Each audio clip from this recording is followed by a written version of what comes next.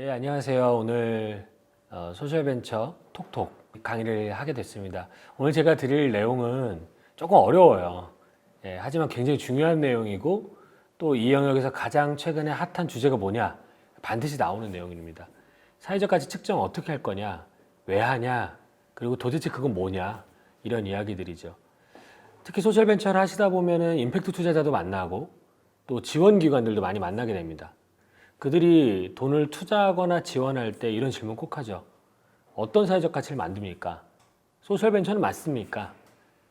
당신이 성장하면 그 사회적 가치도 같이 커지는 게 맞습니까? 이런 질문들은 전 세계 공통이고 또 우리나라에서 소셜벤처 관련 생태계가 커지면서 더 규모 있고 의미 있는 사회적 가치라는 추진에서 나타나고 있습니다. 오늘 이 이야기를 좀 말씀을 드릴 건데요. 한번 잘 들어보시고 또 현업에서 잘 이용하셨으면 좋겠습니다. 사회적 가치를 측정한다, 평가한다, 보고한다, 다양한 이야기를 많이 들으셨을 거예요. 근데 이게 조금씩 다릅니다. 그래서 이게 뭐 엄청 중요한 건 아니지만 그래도 한 번쯤 알아놓으면 피가 되고 살이 되니까 말씀을 드릴게요. 사회적 가치를 측정한다. 측정은 뭘까요?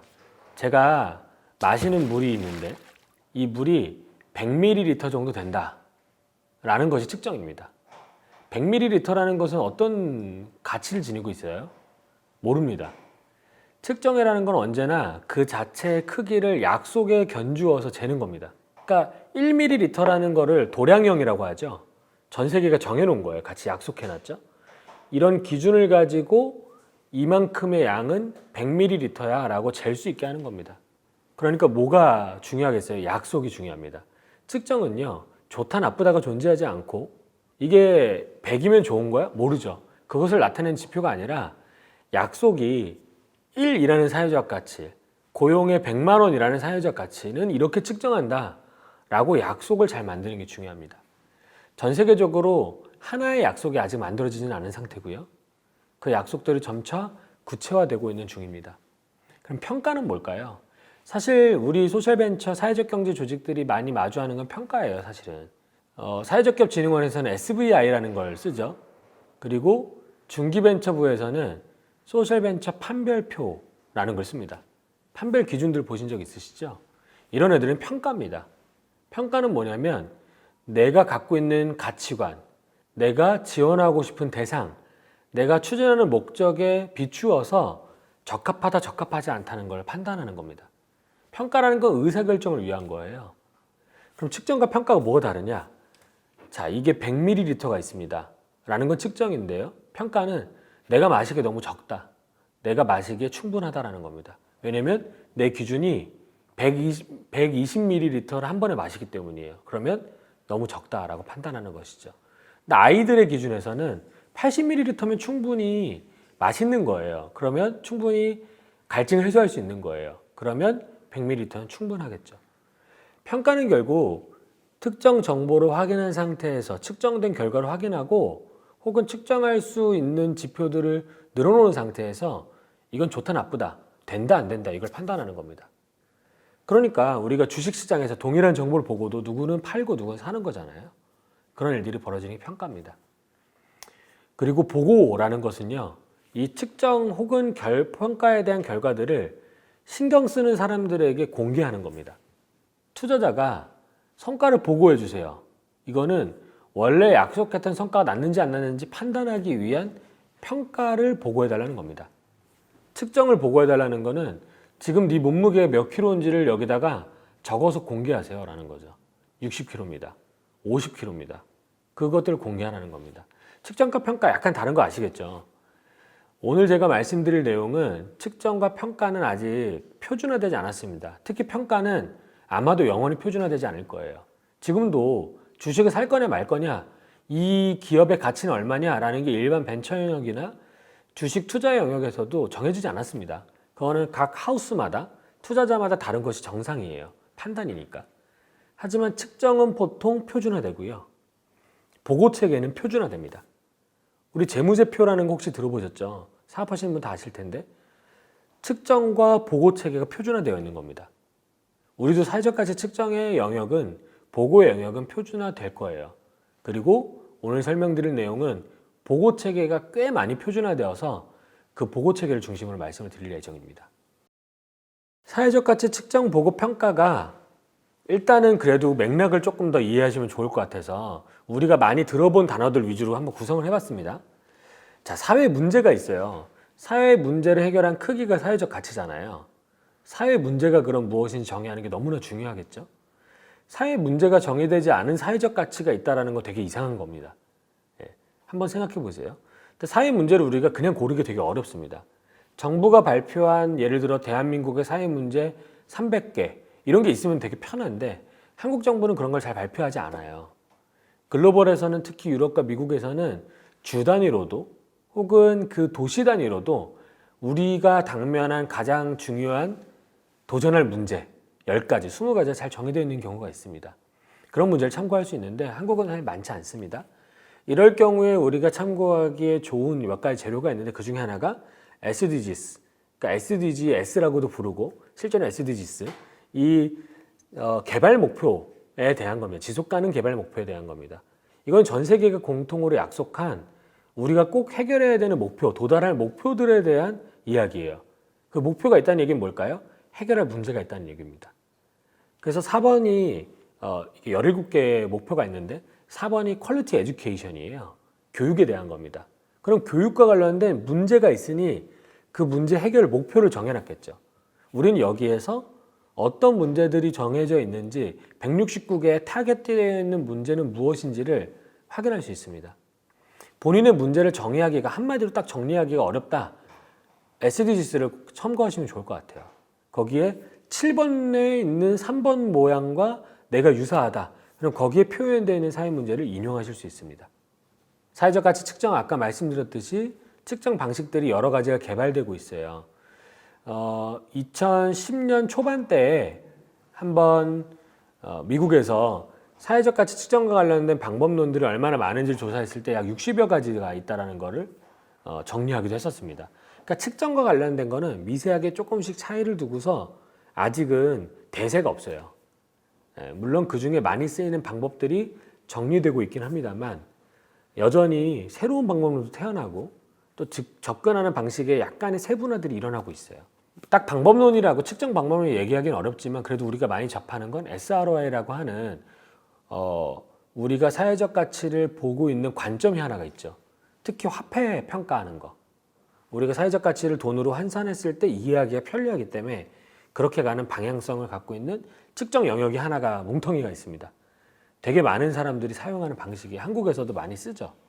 물론 화폐 가치 측정 방식에는 이슈가 있다는 게 대세고 그래서 자주 사용할 수 있는 것 위주로 사용되는 게 일반론입니다만 그래도 많이 쓰이는 겁니다. LCA라고 제가 써놓은 거는 뭐냐면 환경 영역에서 많이 쓰는 겁니다. 자, 카메라가 있다. 이 카메라의 환경 영향은 얼마냐?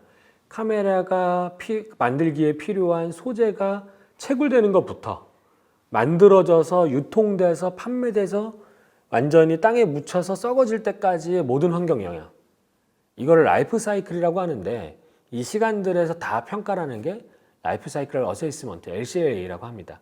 여기서 배출되는 탄소량, 여기서 망가지는 그래서 폐기되어 버리는 환경 오염 물질들에 대해서 계산해내는 그런 측정 평가 방식이에요. 이런 게 굉장히 많이 발달되어 있어요. 그리고 저희가 얘기하는 보고 방식이 있습니다. IMP라는 것이 지금 세계 표준화로 거의 등극을 했어요.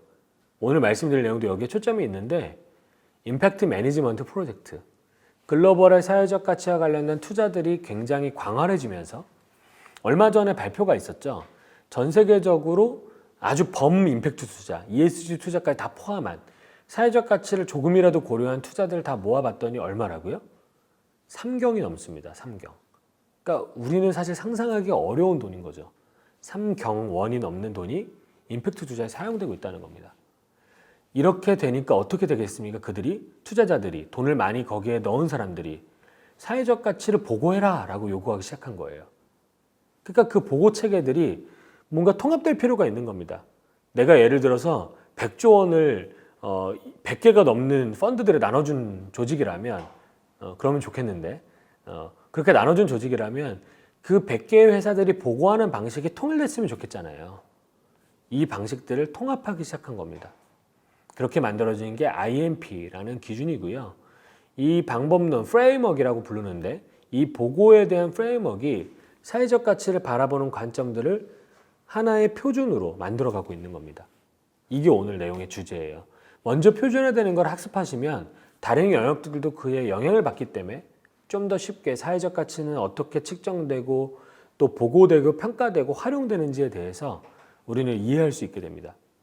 아까도 말씀드렸어요. 사회적 가치는 결국 뭐다? 사회 문제가 해결된 크기다. 결국 시작점을 우리가 알아야 사회적 가치라는 지점이 얼만큼의 변화를 일으켰는지를 측정할 수 있게 됩니다. 30만 원의 소득이었다가 100만 원의 소득을 얻게 되면 70만 원이 늘어났다라고 측정한다는 것이죠. 우리가 출발점이 해발 300m라고 알고 있어야 꼭대기에 1300m에 도달했을 때 1000m 올랐구나라고 얘기하는 겁니다. 이 시작 지점, 첫 번째 문제가 출발되는 지점이 어딘지를 이해하는 게 굉장히 중요합니다. 이거를 설명해내지 못하면 사회적 가치를 온전하게 측정하는 건 불가능해져요. 당연히 보고도 불가능해지겠죠. 그래서 보고에서는 뒤에 IMP에서 설명드리겠습니다만, 자, 네가 뭔가 영향을 주고 싶어하는 그 대상, 그게 사람일 수도 있고 집단일 수도 있고 사회일 수도 있는데 그 대상의 현 상태는 어떠하니? 정확하게 얘기하면 사회 문제를 겪고 있는 그 경험의 상태는 어떠하니를 질문하게 됩니다. 이게 측정과 평가의 본질이에요. 굉장히 중요한 사안입니다. 근데 그 사회 문제도 아까 말씀드렸듯이 한국은 명료하게 정의가 되지 않은 상태여서 그 정리들을 조금 알아보실 필요가 있어요. 약간 어렵습니다. 개념이어서 익숙하지 않으실 거예요. 하지만 한 번쯤 들어보시면 그 다음에 이 개념들을 떠올리시면서 활용하실 수 있게 돼요. 꼭 이론적으로 익히시라는 건 아닙니다. 근데 그냥 한 번쯤 들어봤다 정도로 익히시면 좋겠어요. 사회 문제는 세 가지의 조건을 모두 충족하는 엔드 조건으로 연결됐을 때 우린 사회 문제다라고 명확하게 정의할 수 있습니다. 첫 번째는 구성원의 다수가, 그러니까 이게 5천만 명 중에 100여 명 정도가 겪고 있는 어떤 것들을 사회 문제다라고 얘기하지 않는다는 거예요. 대표적으로 말라리아가 있습니다. 이런 질병들 같은 경우에 이런 데 많이 해당이 되는데요. 그거 아세요? 우리나라를 포함한 전 세계에 이렇게 기념일들 있잖아요. 그 구글 캘린더나 이런 거에 세계 기념일 같은 탭을 한번 눌러보시면 매일매일 기념일이 있습니다. 그래봤자 365개밖에 안 되지만, 근데 그 날 중에 하루는 모기의 날이 있어요. 당연히 모기를 기념하는 날은 아니고요. 모기로 인한 질병으로 너무 많은 사람이 여전히 죽고 있기 때문에 그 모기로 인한 질병을 퇴치하자라는 마음을 되새기는 날입니다. 그 날이 있을 정도로 모기가 많은 사람을 죽이고 있다는 거예요. 수백만 명이 아직도 모기로 인해서 고통받고 있거든요. 그런데 그 모기들이 전염하는 병들 중에 가장 많은 사람을 죽이게 만드는 게 말라리아예요. 아프리카에서도 동남아시아에서도 말라리아는 굉장히 중요한 사람을 해치는 질병입니다. 근데 그 말라리아가 전 세계적으로 날짜가 정해져 있을 정도로 꼭 퇴치해야 되는 질병이고, 빌 게이츠 재단이 해결해야 될 전 세계에 챌린지하는 세계 문제 5개 문제에 꼭 들어가는 이 말라리아라는 문제를 우리나라에서는 어떻게 다룰까요? 우리나라에서 말라리아는 사회 문제입니까? 이걸 한번 생각해 보시라는 말씀을 드리는 겁니다. 어떠세요? 말라리아는 사회 문제일까요? 그냥 생각했을 땐 그렇게 빌 게이츠도 신경 쓰고 모기의 날도 있으면 당연히 사회 문제 아닙니까요? 하실 수 있는데 제가 질문을 이렇게 드렸죠. 우리나라에서 말라리아는 사회 문제인가요? 사실 우리나라에서 말라리아를 걸린 사람이 없지는 않습니다. 저 GOP 최전방에서 꽤 걸리고요. 군인들이. 그리고 동남아 여행을 갔다 오는 사람들 중에 말라리아 걸린 사람들이 있어요. 약을 제대로 먹지 않은 사람들. 그런데 우리나라 보건당국은 말라리아를 우리나라의 유효 질병으로 보지 않습니다. 문제로 취급하지 않는다는 거예요. 왜 그럴까요? 너무 그 수가 적고요. 사망자는 더 적습니다. 거의 없어요. 국군 장병들은 건강한 편이죠. 우리나라 보건은 뛰어난 편이고 영양 상태가 좋은 편입니다. 때문에 그들은 말라리아에 걸릴 수 있더라도 예방약을 이미 섭취했거나 혹은 영양 상태가 좋고 치료가 잘 되어서 사망에 이르지 않게 되는 겁니다. 이런 이유 때문에 현저하지 않다고 생각하는 거예요. 많은 사람이 여기에 해당되지 않는다고 생각하는 겁니다. 때문에 보건당국은 사회 문제에서 말라리아를 제껴놓고 있죠. 두 번째 요소입니다. 두 번째 요소는 구조적으로라는 말입니다. 구조적으로 말을 이해하려면 반대말을 이해하시면 돼요. 반대말은 자발적으로, 선택적으로라는 말입니다. 무슨 뜻일까요? 제가 이 예시를 들 때마다 굉장히 좀 자괴감이 드는데 가장 이해가 좋은 예시여서 계속 드립니다. 제가 살이 찐 건 사회 문제예요, 아니에요? 고민을 하시면 안 됩니다. 제가 살이 찌는 이유는 구조적이지 않아요. 저는 야식을 먹으면서 생각하죠. 이걸 먹으면 살이 찔 거야. 그것을 중단할 수 있는 의지도 갖고 있습니다. 지적 능력도 갖고 있고요. 그거를 거절할 수 있는 상황도 주어져 있어요. 굉장히 자유의지가 발현되는 상황이죠. 그런데 먹습니다. 선택한 겁니다. 그것은 선택에 대한 결과, 자유의지에 의한 선택에 대한 결과예요. 지금 코로나, 이 코비드19가 이렇게 전 세계에 퍼질 때 우리나라는 좀 동양권이고 또 유교 문화가 강하고 정부가 강한 편이다 보니까 잘 관리하고 마스크 다 쓰세요 막 이렇게 강제하지만 아시다시피 유럽의 일부 국가들은 자유를 더 이상 막을 수 없다라는 이유로 사람들이 돌아다니는 걸 그냥 내버려 둡니다. 자유의지가 그만큼 중요하다고 믿는 거죠. 자유의지로 선택했거나 자발적인 것들은 사회 문제가 아니라 그냥 사회의 현상입니다. 그들의 선택인 거죠. 선택적인 능력 있는 사람들이 한 거니까. 근데 미국에서는 비만이 사회 문제예요. 왜 그럴까요? 그들의 비만도와 소득 수준을 딱 비교하면요. 소득이 낮을수록 비만도가 월등히 높습니다. 반비례예요. 반비례 완전히 그래프가. 이게 뭘까요? 소득 수준이 비만도에 영향을 준다라고 우리가 유추할 수 있다는 겁니다. 가난하면 살이 쪄요. 이건 구조적입니다. 왜? 가난하고 싶어서 가난한 사람 없으니까요. 가난하고 싶어서 가난한 게 아닌데 태어났더니 게토에서 태어나고 어려운 집안에 태어났어요. 근데 이들은 그냥 문화적으로 사회 구조적으로 살을 찔 가능성이 높아서 건강을 해치게 됩니다. 이게 미국의 상황이기 때문에 미국에서는 비만이 사회 문제라고 해요. 예를 들어서 미국에만 있는 하나의 존이 있어요. 존 이름이 있는데 그게 푸드 데저트, 음식 사막이라는 지역입니다. 그 지역은요, 전후방 4km 지역 내에서 신선 음식을 먹을 수가 없어요. 다 어딜까요? 게토들입니다. 슬럼들이에요. 거기서 태어난 아이들은요, 자신이 선택한 것과 상관없이 음식을 스스로 사 먹을 수 있는 수준이 되기 전까지, 전후방 4km면 걸어서 1시간 거리잖아요. 그걸 벗어날 수 있는 자유의지와 능력을 갖추기 전까지, 그러니까 아마도 아동 청소년기까지는 신선식품을 먹을 기회가 없다는 겁니다. 구조적으로. 정크푸드에 익숙해지고 그런 정크푸드에 익숙해지니까 나이가 들어도 거기에 중독되고 그러다 보면 비만해지는 겁니다. 이게 구조적이라는 얘기예요. 그래서 미국에선 물론 비만도가 한국보다 좀 더 과다하긴 하지만 그 이유 때문만이 아니라 구조적인 문제로 비만이 일어나고 있기 때문입니다. 구조적인 굉장히 중요한 요소예요. 마지막은 고통받고 있는 상태라고 합니다. 고통받고 있는 상태. 모든 기업은 가치를 만들어요. 다 가치를 만들기 때문에 그 제품이 팔리는 겁니다. 서비스가 소비되는 거예요. 이런 머그컵도 제품의 가치가 있으니까 팔리는 거잖아요. 그런데 사회 문제를 해결한 겁니까? 아니죠. 모든 가치가 다 사회적 가치는 아닌 겁니다. 우리가 사회 문제를 겪고 있다. 그것을 해결한다는 것은 그 문제를 겪고 있는 사람, 우리가 아직 개입하지 않은 그 사람들은 고통스러운 상태인 거예요. 이 고통을 뭐라고 정의하냐면요. 매슬로우 욕구상승을 기억하시죠? 여기에 하위 2단계가 기본이고 선진국이면 조금 위로 올라갑니다. 국가에 따라서, 나라의 문화에 따라서. 근데 이 하위 2단계를 최소한 침해받거나 아니면 결핍된 상태. 이걸 고통스럽다고 합니다. 결핍은 뭐죠? 결핍은 원래 없는 거예요. 영양이 결핍된 거죠. 아프리카 루안다를 제가 작년에 갔다 왔는데 굉장히 다들 먹을 게 없어요. 영양이 결핍되어 있습니다. 그들은 아무것도 선택하지 않았는데 태어나고 보니까 루안다고 세계 최빈공국이고 먹을 게 많이 나지 않아요. 특히 육류를 섭취하기 쉽지가 않아요. 그러면 그들은 영양 불균형 상태에 빠지게 되는 겁니다. 침해는 뭐냐면 남이 뺏어간 겁니다. 안전은 침해되는 겁니다. 재산의 안전이든 신체 안전이든 아니면 내 권리의 침해, 이런 침해는 누가 뺏어가는 거예요. 그들이 좀 더 나은 걸 누리기 위해서 약한 자들 걸 뺏어가는 거죠.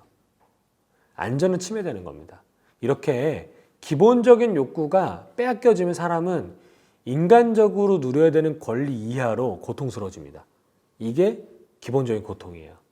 결국 뭡니까? 앞에서 말씀드렸던 구성원의 다수가 구조적으로 고통받고 있는 상태라는 게 사회 문제인데, 결국 많은 사람이 자신의 선택이 아닌데도 불구하고 고통을 겪고 있을 때 우리는 사회 문제가 발생했어, 사회 문제가 경험되고 있어라고 얘기한다는 것입니다. 여러분들이 해결하려고 하는 그 사회 문제들 다시 한번 살펴보실 필요가 있어요. 그게 진짜 문제가 맞는지, 혹은 내가 너무 넓게 생각한 건 아닌지, 이렇게 좁혀서 생각해야 되는 건 아닌지 한 번쯤 따져보실 필요가 있습니다. 왜? 사회 문제가 있어야 가치가 나오니까요. 사회 문제가 있어야 특정하고 관리할 수 있는 가치라는 존재가 실제로 실존하니까요. 그거에 대해 생각해 보실 필요가 반드시 있습니다. 모든 기업은 가치를 만든다는 겁니다. 지금 저희 페이지에 보시면 이 그림에 평안한 상태, 뉴트럴한 가치 중립 상태가 있습니다. 그 아래가 고통받는 거예요. 그 위에는 행복한 겁니다. 명품 같은 거 어디에 있을까요? 구찌. 요번에 새로운 등골 브레이커가 나왔다고 신문에 나왔던데, 노스페이스와 구찌가 콜라보를 했더라고요. 패딩인데 구찌 마크가 들어가 있는, 그래서 되게 비싼 패딩이 나왔어요. 그거는 어디에서부터 어디로 가치를 만든 걸까요? 아마도 중립적인 상태 한참 위에서, 그러니까 행복한 상태에서 더 행복한 상태를 만드는 상품일 겁니다. 모든 기업은 다 상향하는 화살표를 크게 만들기 위해서 했어요. 클수록 더 많이 돈을 벌 수 있거든요. 근데 소셜벤처, 사회적 기업은 뭐가 다릅니까? 우리의 출발점이 고통받는 상태에 있는 겁니다. 그걸 해결해서 사회적 가치를 만드는 게 우리의 역할이니까. 기업은요, 일반 기업은요, 출발 지점에 신경을 쓰지 않습니다. 어디서 출발하는지는 관심 없고 화살표가 충분히 큰가에 관심이 있다면, 소셜벤처는 문제에서 출발하겠다라는 게 가장 큰 차별점이죠. 우리도 화살표 크기를 키워야 됩니다. 그래야 돈을 벌어요. 그래야 성장합니다. 그래야 더 막대한 임팩트를 낼 수 있어요. 하지만 출발 지점이 고통스러운 상태에서 찍히지 않은 소셜벤처는 다시 한번 본인들의 정체성을 고민해 보실 필요가 있습니다. 되게 중요한 페이지에 로직 모델이라는 겁니다. 이쪽을 좀 보시다 보면 로직 모델 변화 이론, 논리 모형 막 나오는데요. 뭐 굉장히 혼란스럽게 쓰고 있는 영역 중에 하나고요. 근데 저희가 말씀드린 건 논리 모형, 가장 기본적이고 가장 평범한 모델입니다. 논리 모형입니다. 자, 인풋, 액티비티, 아웃풋, 아웃컴, 임팩트, 이렇게 이어집니다. 이게 논리적으로 이어진다고 해서 논리 모형이에요. 하나의 프로젝트를 한다는 건 이게 연속적으로 잘 이어져야 좋은 프로젝트의 기본 요건이 갖춰진다는 겁니다.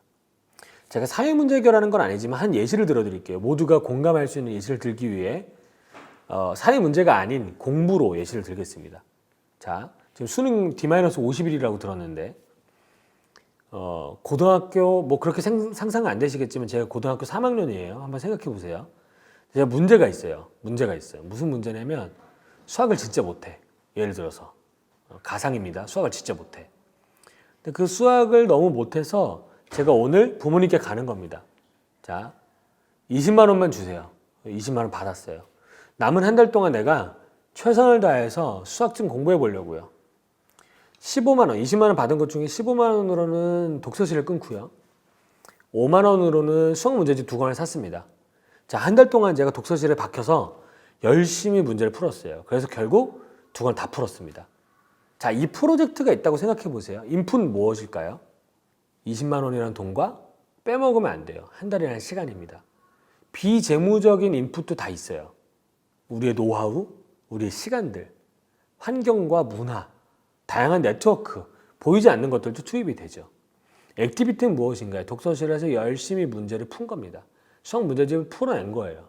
그게 액티비티입니다. 아웃풋은 무엇인가요? 아웃풋은 다른 설명들에서는 가끔 오해를 하시는데, 인풋에서 반드시 도래할 수밖에 없는 결과를 이야기해요. 인풋이 늘어나면 아웃풋은 저절로 늘어나는 겁니다. 여기서 아웃풋은 다 풀어진 문제 2권이에요.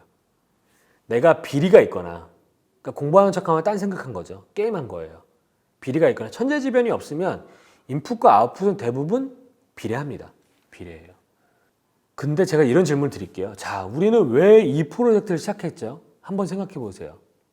20만 원이라는 돈을 잘 쓰기 위해서 시작했나요? 아니죠. 그러면 한 달이라는 시간을 잘 보내기 위해서 했습니까? 그것도 아닙니다. 그러면 두 권에 다 풀어진 문제집이 너무 갖고 싶었나요? 그것도 아닙니다. 근데 왜 우리는 우리의 소셜벤처의 결과물을 그런 것들로 이야기합니까? 얼마를 기부했다, 얼마를 팔았다, 혹은 몇 개를 팔았다. 사실 그거는요, 아주 시작점인 액티비티는 아웃풋일 뿐입니다.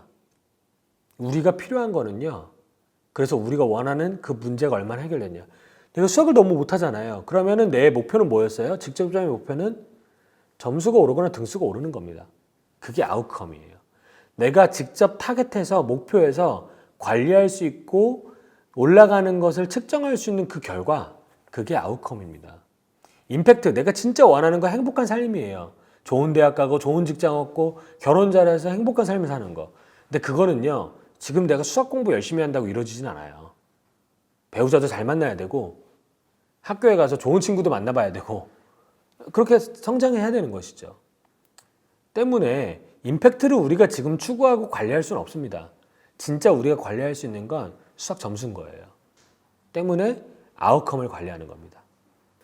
여러분들이 만들어가는 아웃컴이 무엇인지에 대해서 반드시 파악하셔야 됩니다. 내가 몸무게를 빼기로 결정하고 운동하고 식이를 하고 있으면 뭐래요? 매일 몸무게를 잽니다. 매일같이 사회 문제를 위해서 고생하고 어려워하면서도 그 일들을 헤쳐나가려고 노력하면 반드시 아웃컴 측정하셔야 됩니다.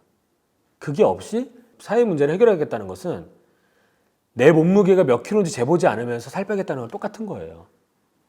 그런 문제를 만들지 않으시길 기대합니다.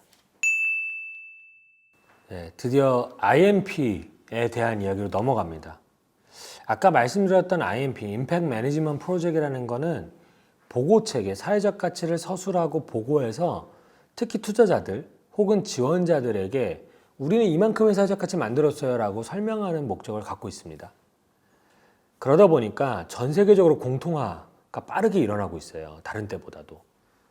지금 한번 슬라이드를 보시면 IMP와 함께하는 조직들의 개요가 좀 나와 있는데요. 뭐 투자 영역에서 임팩트 투자 영역에서 가장 유명한 두 가지의 네트워크가 있죠.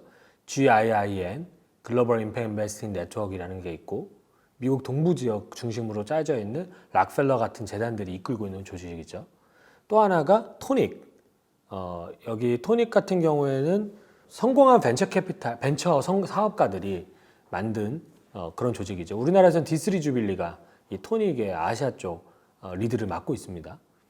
그러니까 이런 전 세계에서 양대 투자자 네트워크까지도 포함되어 있어요. 그리고 그 외에도 아예 소셜벤처와 관련 없이 대기업의 사회적 가치를 다루는 PRI 같은 조직들도 또 국제개발을 다루고 있는 UN 관련된 조직들도 다 들어와 있습니다. 그러니까 이렇게 사회적 가치와 비즈니스를 연결해서 비즈니스 사이드의 사회적 가치를 공시하고 또 공유하기 위한 보고 지표를 만드는 거의 대부분의 조직들이 다 포함되어 있어요. 심지어 재작년에는요, G7, 그러니까 제일 잘 나가는 국가 7개죠. 그런 국가들도 본인들의 행정과 관련된 임팩트들, 본인들이 돈을 국제개발이나 사회에 기여하고서 나오는 그 사회적 가치에 대한 내용들을 이런 IMP 기준을 기반으로 해서 정돈해내겠다라는 의지를 표명하기도 했습니다. 7,000개가 넘는 조직들이 이런 프로젝트에 지금 참여하고 있다고 생각을 해보세요. 당연히 표준화가 되는 겁니다. 아까도 말씀드렸듯이 측정과 보고는요, 약속을 통한 표준화예요. 뭐가 더 좋냐 안 좋냐가 아니라 약속을 하는 겁니다. 그 관점에서 꼭 알아두셔야 되는 트렌드예요. IMP의 가장 큰 특징은 어떻게 임팩트를 표현할 것인가에 대한 이야기를 표준화한다는 겁니다. 이렇게 설명하는 거야, 임팩트는. 이렇게 설명하는 정보를 다 담아야 돼 라고 이야기하는 프레임워크입니다. 그래서 측정 방법론이나 어떤 지표를 써야 되라는 지정은 나오지 않아요. 기존에 있는 지표 셋들 중에 가장 잘 나가는 아이리스 플러스 이런 애들을 연동해서 쓸 수 있게 발전되어 있고 UN SDGs를 또 접목할 수 있도록 발전되어 있긴 하지만 구체적으로 뭘 써야 돼 라고 얘기하고 있지는 않다는 겁니다. 그래서 좀 더 포괄적이고 좀 더 많은 측정 방식들을 적용할 수 있도록 열려 있죠. 여기에 대표적인 프레임워크는 세 가지가 있어요. 5 Dimensions of Impact. 임팩트의 5가지 차원에 대한 이야기입니다. 이게 아까 말씀드렸던 임팩트는 설명하려면 5가지 차원으로 15개의 데이터 포인트를 다 갖고 있어야 돼 라고 하는 보고 지표이고요. ABC, 그 다음에 Investors Contribution, 이런 프레임워크도 존재합니다. 이런 프레임워크들은 소셜벤처가 직접 쓴다기보다는 소셜벤처가 제출한 5디멘전 보고자료를 바탕으로 각 투자자나 LP, GP들이 정리하는 프레임워크에 가깝습니다. 그래서 오늘 말씀드릴 내용은 5dimensions of impact, 우리가 사회적 가치, 임팩트를 5가지 차원으로 설명하는 방식입니다. 5가지 차원은 what, who, how much contribution risk예요. what이라는 거는 어떤 사회적 가치냐, who라는 건 그걸 누가 경험하냐, how much라는 거는 그게 실제로 크기가 어떻게 되냐, contribution은 내가 기여하지 않은 것도 있지 않을까? 그러니까 모든 사회적 가치가 사회와 소통 없이 단독으로 만들어지는 게 아니니까 사회가 대신 만들어준 것도 있지 않냐? 이런 얘기. 마지막 리스크.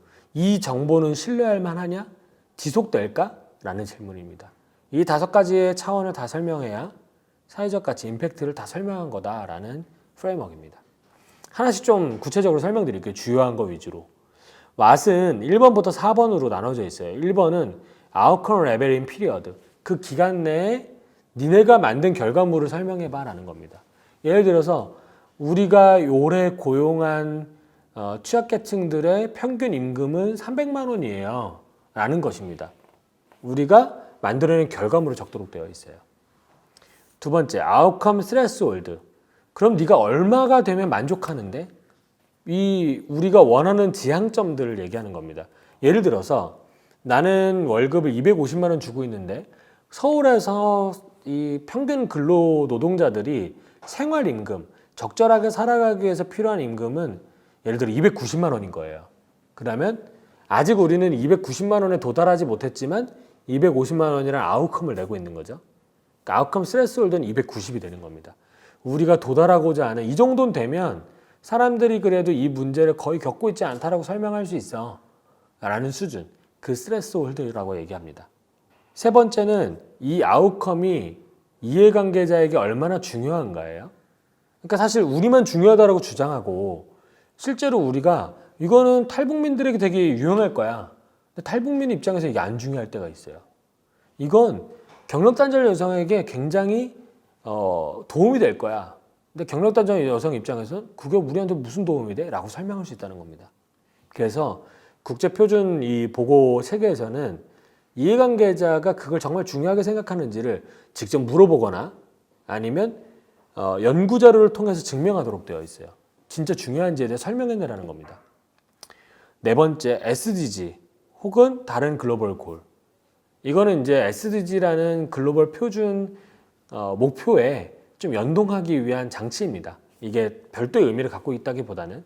그래서 이런 것들을 연동해 놓으면 커뮤니케이션하기 편한 거죠. 야, 너는 요즘 네가 하는 사회적 가치가 그러니까 구체적인 건 필요 없고 뭐 하자는 거야? 그러면 우리 제로한 거, 우리 빈곤을 탈출하고자 하는 이 음식과 관련된 사회 문제를 하고 있는 거야. SDG로 설명할 수 있다는 거죠. 자, 5번 스테이크홀더, 누가 직간접적인 이해관계자인가? 교육을 하는 거면 교육을 배우는 아이들이 직접 이해 당사자고 그들의 부모, 그들의 선생님, 해당 지역의 교육관청 이런 데들이 간접 이해 당사자가 되겠죠. 지오그래피컬리 바운더리, 지역이 어디냐? 저희는 서울시에서 해요. 아니면 저희는 전국 대상으로 해요. 이런 얘기를 하는 겁니다. 아웃컴 레벨의 베이스라인, 우리가 개입하기 이전의 상태를 물어보는 겁니다. 내가 수학을 열심히 가르쳤던 얘가 100점 만점 7점이 됐어요. 내가 가르치기 이전에 20점이었어요. 베이스라인은 20점이 되는 겁니다.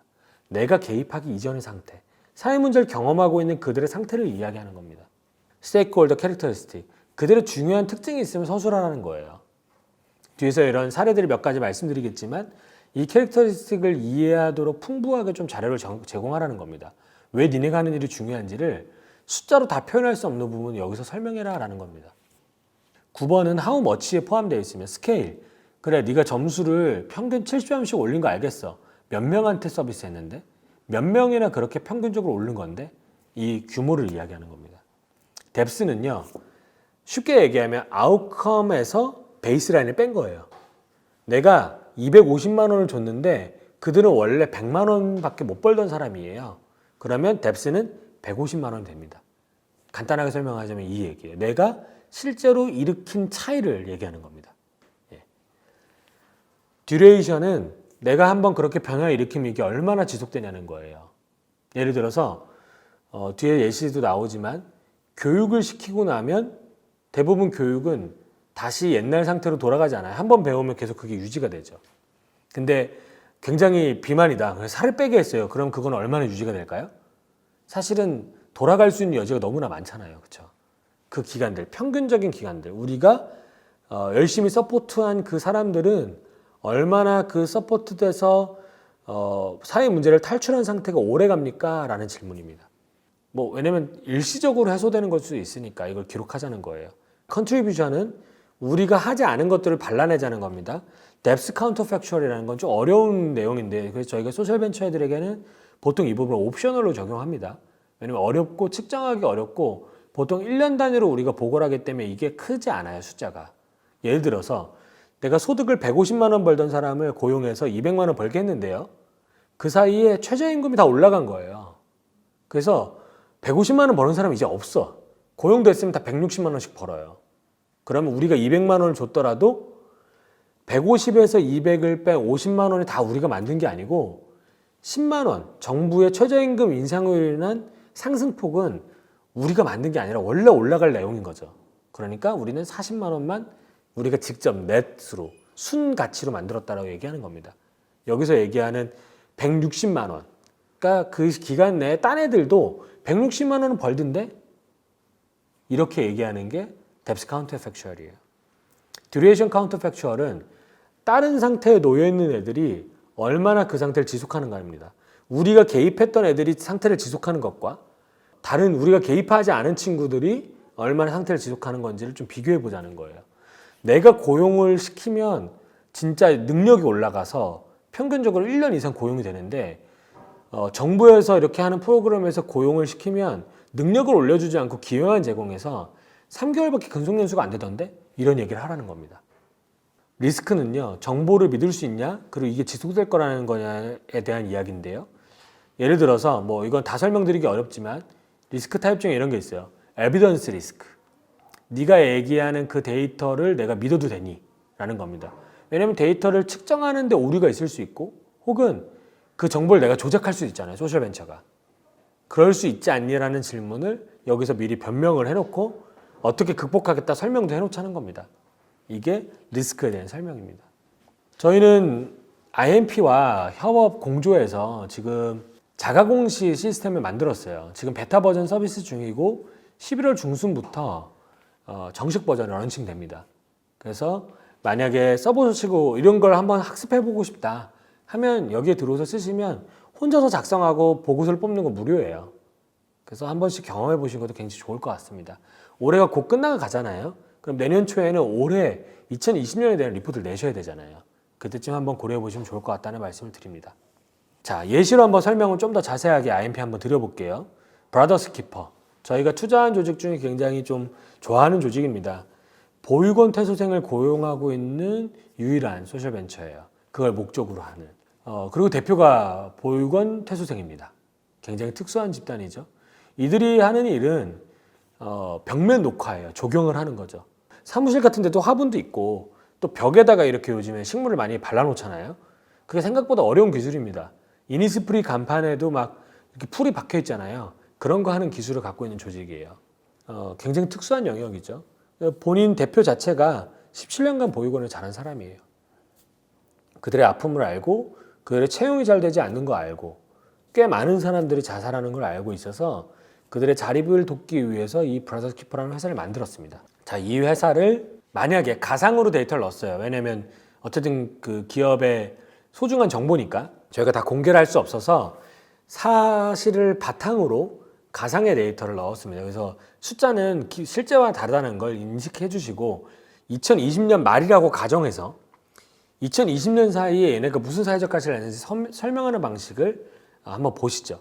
자, 아웃컴 레벨인 피리어드. 자, 우리가 올해 고용한 취약계층의 평균 임금은 250만 원입니다. 라고 쓸 수 있습니다. 이게 아웃컴 레벨링 피리어드예요. 아웃컴 스레스홀드. 우리가 보니까 서울시에서 살아가는데 최소 임금, 독거 가구가 살아가는 최소 생활비가 210만 원인 거예요. 우리는 그 근처에 와 있죠. 그래서 이걸 넘어가는 수준으로 제공하고 있다고 생각할 수 있습니다. 괜찮은 수준으로 임금을 주고 있다는 겁니다. Importance of outcome. 이게 중요한가? 사회적 경험 육성법에 고용 취약계층의 보육원 퇴소생이 없었는데 그 정도로 취약한 영역이었어요. 아무도 신경 쓰지 않아서 없었던 겁니다. 저희가 브라더스 키퍼 공조화에서 작년에 들어갔어요. 이게 취약계층으로 저희가 집어넣었습니다. 법령이 인정하는 취약계층이에요. 당연히 중요하죠. 그들의 고용은. SDG or Other Global Goal. 자, 지속가능 발전 목표, 개발 목표에 보면 8.5번에 2030년까지 장애인 및 청년을 포함한 모든 여성, 남성을 위한 생산적 완전 고용과 양질의 일자리 창출 및 동일가치 노동에 대한 동일임금을 달성한다. 그리고 그 38.6번은 실업 상태인 청년의 비율을 대폭 줄인다. 이런 부분에 해당이 되겠죠. 이렇게 설명할 수 있다는 겁니다. 이해관계자는 누구냐면 보호 종료 아동과 보호 중인 아동, 그리고 적용 서비스를 구입하려고 하는 고객들이 있겠죠. 지역은 한국입니다. 아직 한국 내 서비스라고 주로 안양, 그러니까 경기도권과 뭐 그 근처를 많이 하고 있습니다. 혹시 그 주변에 뭐 있으시면 불러주셔도 좋습니다. 네, 지방도 갑니다. 한국 내에 다 가요. 그리고 이들이 개입하기 이전에 월급이 얼마였냐? 평균 소득이 163만 원입니다. 이게 실제 자립 실태 조사가 있어서 개인들에게 그걸 다 물어본 결과는 아니고 평균적으로 보육원 퇴소 아동들이 163만 원 정도의 월급을 법니다. 라고 정리해 놓은 겁니다. 그들의 특징이 뭐냐? 이게 그 실태 조사랑 굉장히 다른 실제 상황이 있어요. 실태 조사에 응답하는 사람이 아주 적거든요. 그들은 그래도 연락이 되는 친구들입니다. 보육원 퇴소생들의 대다수는 연락이 되지 않아서 연락되지 않는 친구들의 상황은 대부분 택배 상하차나 아주 임시적인 편의점 알바, PC방 야간 알바 같은 임시적인 일들을 대부분 하고 있어요. 그들의 임금은 낮고 오랫동안 고용을 연속하지 못하는 게 그들의 어려움입니다. 자립에 굉장히 두려움과 어려움을 갖고 있어요. 규모, 10명을 고용했다고 저희가 가상으로 넣어놨습니다. 실제로 우리가 고용하고 있는 취약계층의 숫자를 넣게 되는 것이죠. 뎁스는 아까 앞에서 보셨던 아웃컴 250만 원, 그리고 그들의 베이스라인 163만 원 두 개를 차감하면 나오는 87만 원입니다. 듀레이션, 여기가 3년 정도 됐어요. 그래서 평균 36개월 정도, 예를 들어 가상입니다. 36개월 정도의 근속 연수를 갖고 있습니다. 라고 설명하는 겁니다.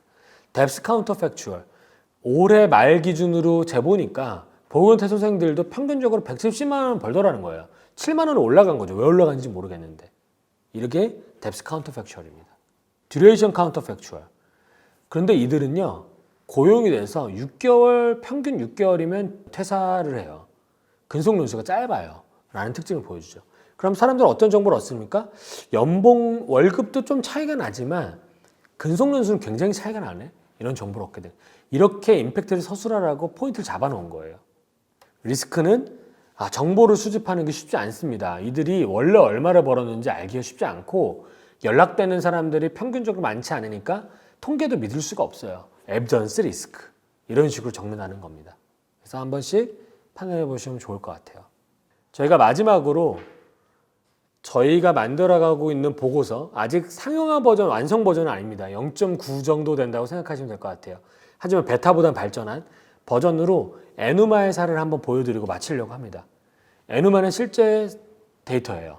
에누마가 저에게 제공해 주신 데이터를 기반으로 만들어져 있고, 또 상용화가 결과물이 11월 중순에 딱 나올 때, 정식 론칭을 할 때 나오는 그 뷰에 최대한 맞춰져 있는 현재 버전의 가장 최신 버전으로 말씀을 드립니다. 10월 초 버전입니다. 자, 에누마는 여러 가지 사업을 하죠. 그들이 메인으로 하고 있는 사업은 교육과 관련된 서비스 앱을 만드는 겁니다. 디지털 교육을 제공해요. 내용들은 워낙 유명한 조직이어서 아시겠지만 NC소프트를 다니던 부부가 결혼을 하고 또 아이를 낳게 되는데 그 아이 중 한 명이 느린 학습자인 거예요. 그 아이를 수학을 좀 더 잘 가르쳐주기 위해서 원래 NC소프트에서 갖고 있었던 게임이라고 하는 이 좋은, 우리나라가 굉장히 잘하는 거죠. 게임이라는 속성과 교육이라는 또 우리나라 잘하는 영역을 붙인 겁니다. 그렇게 해서 천천히 조금씩 레벨을 올려가면서 가르칠 수 있는 그런 교육 앱을 만든 거예요. 수학 앱. 그게 토도매스라는 앱이었고 전 세계 15개국이 넘는 나라에서 교육 앱 1위를 하면서 이게 장애인들 뿐만 아니라 그들에게 적합하게 그들도 할 수 있도록 만든 건 수많은 아이들에게도 도움이 된다는 걸 증명하는 교육 서비스 회사가 됩니다. 이들이 새로운 도전을 몇 년 전부터 했어요. 그거는 개발도상국의 아이들이 문해교육, 수학과 언어의 기초교육을 통과하지 못하고 대부분 낙마한다는 것을 알게 되고 그들에게 그 수학과 기초 계산들, 그 다음에 문맹을 퇴치하는 교육을 제공하는 방식을 디지털라이즈 한 거죠. 그때 엑스프라이즈라는 대회에 들어가게 됩니다. 이건 전 세계에 엑스프라이즈라는 그런 캠페인이 있는데요. 이거는 인류의 낭제에 큰 금액을 걸어서 사람들이 도전하게 하는 겁니다.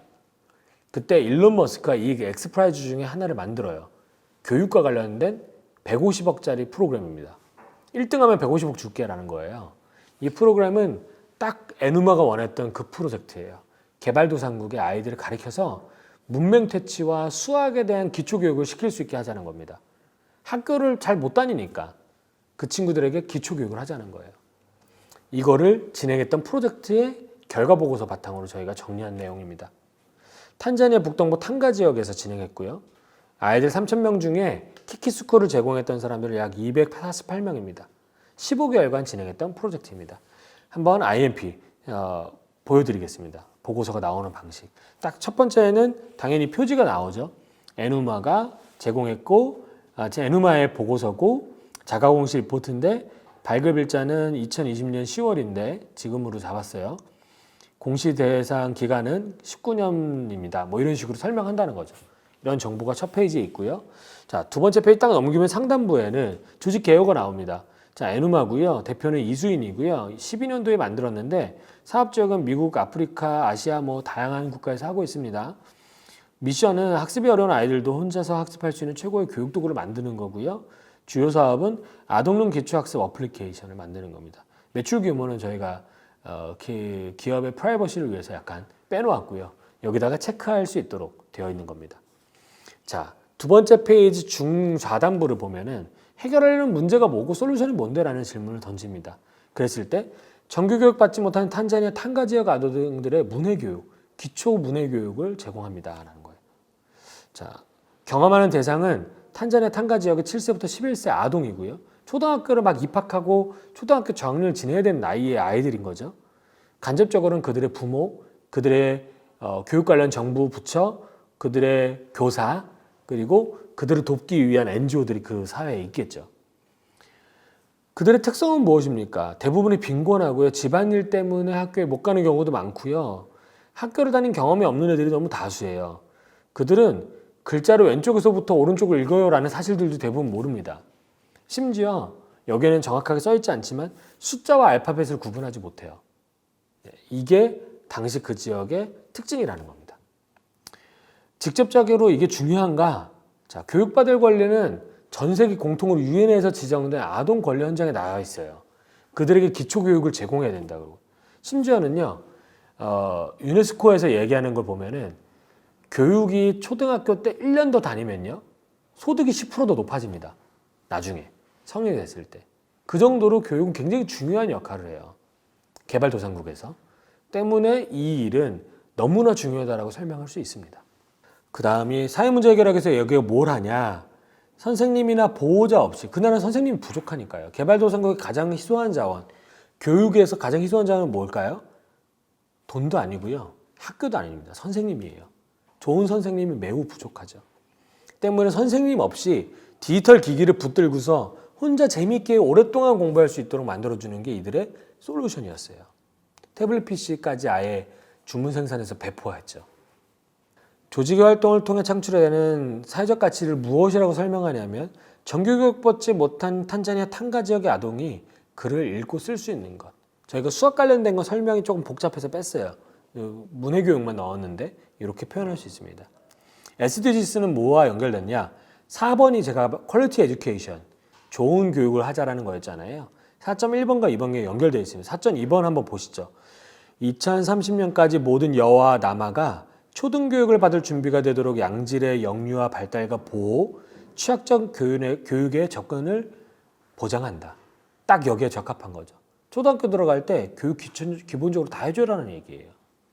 그 밑에 사회적 가치 지표와 측정 결과입니다. 자, 그래프가 보이실 거예요. 기존 상태, 베이스라인이죠. 기존 상태가 얼마냐면 8.06점, 퍼센트를 그냥 점수로 생각하시면 편리해요. 이해하시기 쉬울 겁니다. 8.06점, 우리가 교육하기 전에 애들은 대부분 몰랐다는 거예요. 글자를 못 읽는 겁니다.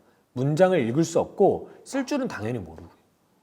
근데 해당 기간에 창출했던 성과, 그러니까 우리가 낸 점수는 몇 점이냐? 우리의 프로그램을 졸업한 애들이 47점, 98점. 굉장히 많이 올렸죠.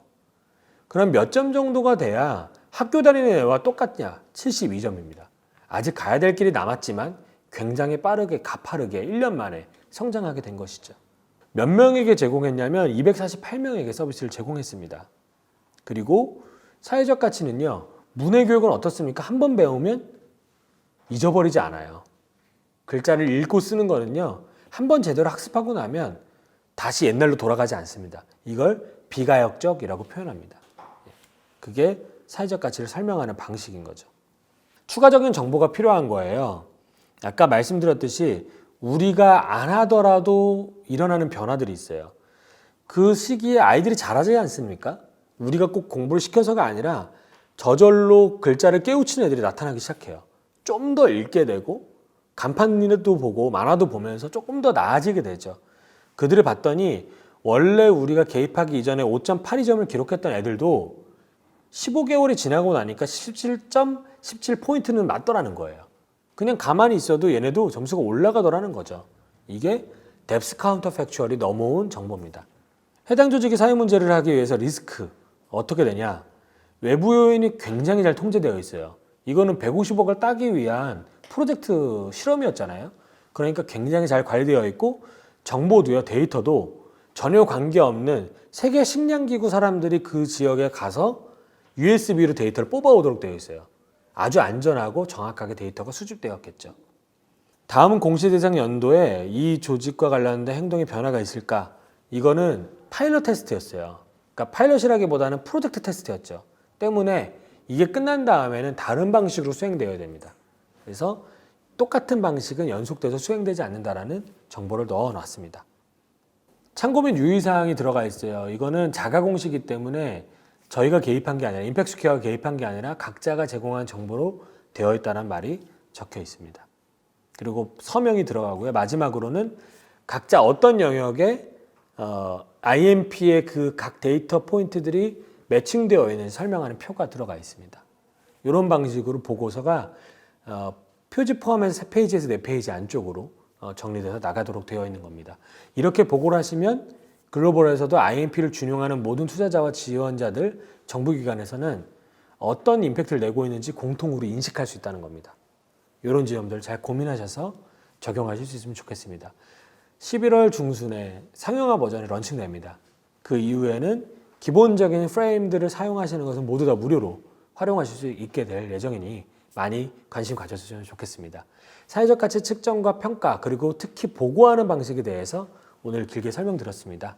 각자의 사업을 잘 하시는 것도 너무 중요한데 그 사업이 진짜 세상을 바꾸고 있다는 것도 알려주시고 또 본인 스스로도 그 정보들을 활용해 더 좋은 사업 만들기 위해서 노력하시는 그 기간들이 됐으면 좋겠습니다.